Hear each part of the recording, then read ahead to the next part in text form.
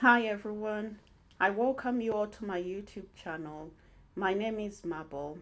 God bless you all. Today I want to talk about dreams. A person is made up of the body, soul, and spirit.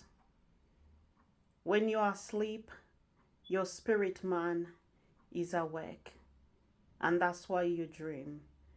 So, your dream life and your physical life, there is a connection between the two. And it is important to take note of what you dream about. Whether you're going through the process of destiny, restoration, or you're going through deliverance, it is very important to note the kind of dreams that you dream. I'll talk about, I'm going to dwell on four scriptures. That is Psalm 139 and verses 16. David said, Thine eyes did see my substance, yet being unperfect, and in thy book all my members were written, which in continuous were fashioned, when as yet there was none of them. God has said in his word, Before I formed you in the womb, before you were formed in the womb, I knew you. And God has said, I've got plans for your life, plans to prosper you, to give you a hope and a future. Jesus Christ came to give life and to give life in abundance. God has a book of destiny where everyone, your life has been written in the book of destiny before you were born. And then the psalmist has said, along the way, there was no one in the book of destiny, which means your destiny can be manipulated.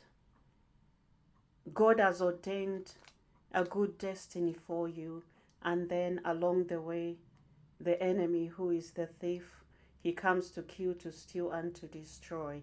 Your destiny can be distorted, manipulated, or exchanged.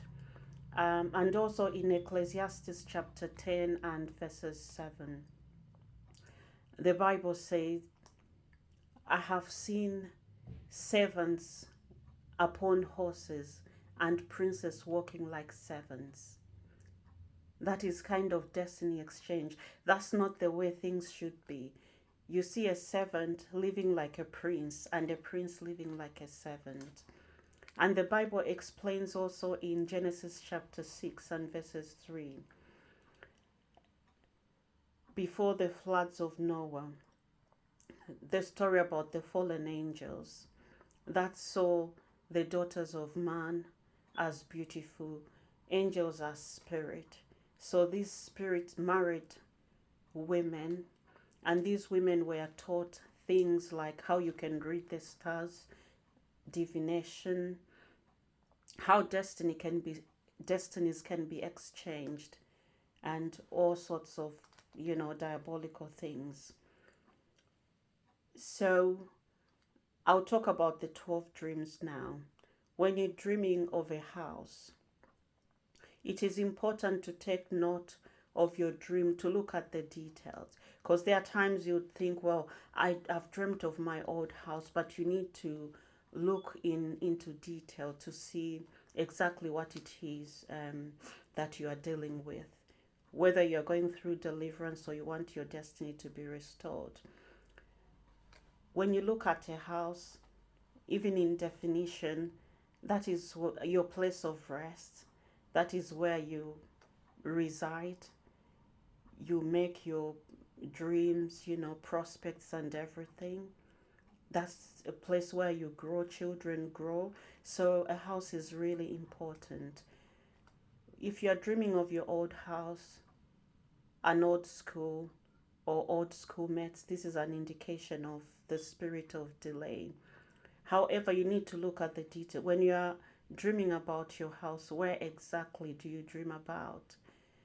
For instance, the backyard. When you talk of back, is something of the past. Whether there's something in the past that you need to deal with, that you're dreaming about, whether it's the gate or door, that is access. Is there an open door that the enemy has to your house or your old life? You think about the bedroom, your glory or your innocence. Did you lose your innocence? Or your marital destiny has been altered or anything? You look at the living room where you sit down to talk. Maybe you're looking about somebody in authority. Are there ordinances or covenants that are in place at your old house? You would also think about the power of the grave. Is there anything that has been buried in the ground at your former house that has affected your life? So you've got to look at things in detail to see exactly where you are and what role you are playing in that house. I'll come to the next dream. When you're dreaming of a car, that is an indication of destiny, because a car will move you from one destination to another. Things to take note of is whether you are the driver in the car or passenger. Who was driving you? Was that your car or somebody else's car? That might be an indication that your destiny has been altered in one way or the other. And also when you dream about work,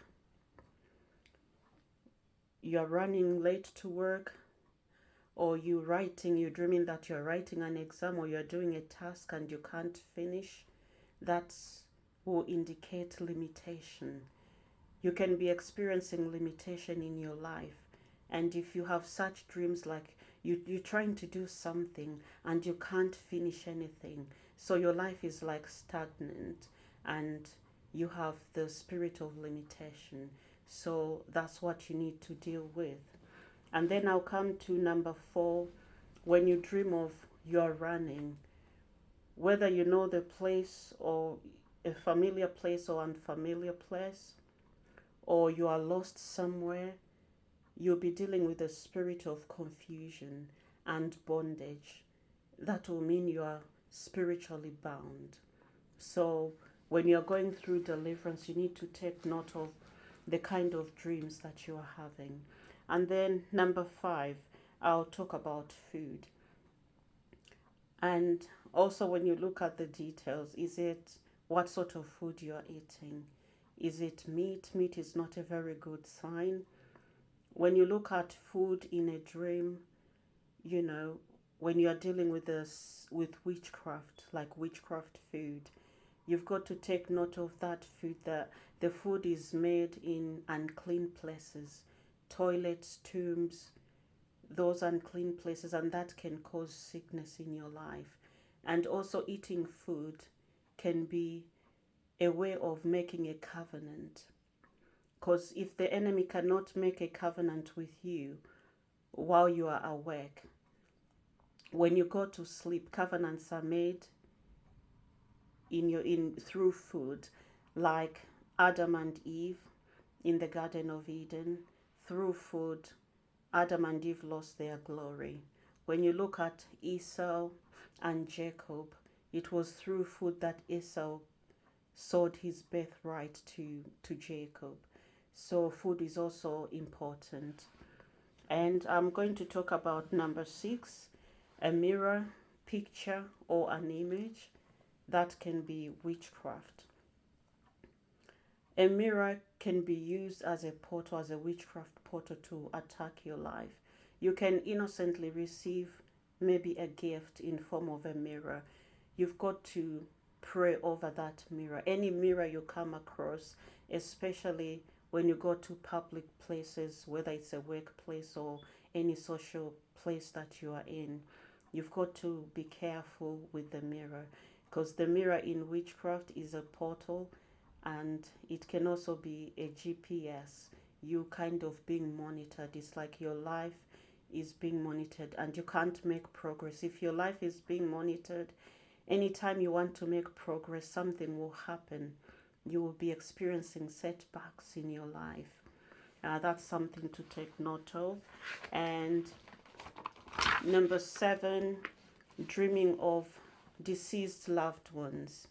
I know it is really hard. I've found it very hard as well.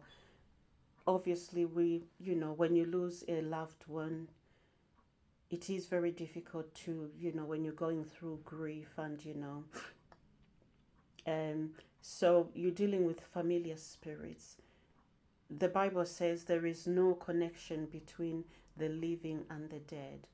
Regardless of how much you loved the person, it is very important to release your deceased loved ones, because it is not really good. And also, of course, you're dealing with familiar spirits. You've got to look at any connection. Maybe you've got unhealed wounds. You've got to deal with that, because that can affect your life. Now, you've got to make sure that you really get healed or seek counsel now or anything. Number 8, you talk of, you dream about animals. Also, which animal? Of course, a snake, you might be dealing with deception, or pigs, unclean spirit. When you dream of a dog, you're talking of the spirit of lust and so on. And I'll come to number 9. You dream about poop or feces. That's the spirit of death, especially when you actually step on the poop. You've got to really pray against the spirit of untimely death or sickness. Number 10, when you dream that you are weeing in a dream, sometimes you wake up and you find that it's actually happened. That is witchcraft. You are dealing with a spirit of witchcraft, so you've got to pray against the spirit of witchcraft. And then I'll come to the last one, number 12. You dream of digging something from the ground, whether it's from your old house, your current house, or just anywhere. The ground is the earth, and that's symbolic of the power of the grave. That will indicate that something has been buried in the ground. Any of your personal belongings have been buried in the ground. And if something has been buried, whether it's your personal belongings or your umbilical cord or your DNA, you talk of your hair, your nails, anything has been buried, then you are limited to settlement. It's very difficult for you to settle in life or to have a house, because something has been buried in the ground. So these are the 12 things to take note of if you are going through deliverance or you want your destiny to be restored. The Bible says, through knowledge shall the just be delivered. Knowledge is power. So I hope you've been blessed by my message. Until the Lord speaks, God bless you. Shalom.